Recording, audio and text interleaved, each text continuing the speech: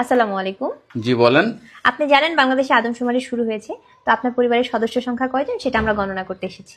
জি বলেন। জি, আপনার নামটা? দিনমজুর। না, মানে আপনার পেশা না, আপনার নাম। আমার নামই দিনমজুর। আপনি কি বিবাহিত? জি। কয় বছর হচ্ছে বিয়ে করেছেন? 1 বছর। আপনার কি বাচ্চা আছে? জি 2 জন। মানে আমি 2 বিয়ে করেছি। ও আচ্ছা। আপনার স্ত্রীর নাম? ছোট জন না বড় জন? বড়জন? কেয়ামত। কিয়ামত। আর ছোটজন? তুফান। ও তুফান। আপনার সন্তানের নাম? ছোট জনেরটা না বড় জনেরটা? কিয়ামত জনেরটা? ঝড়। ঝড়। আর তুফানেরটা? সিডর। সিডর। জি, আপনার মূল্যবান সময় দেওয়ার জন্য আপনাকে ধন্যবাদ। আর লাগবে না?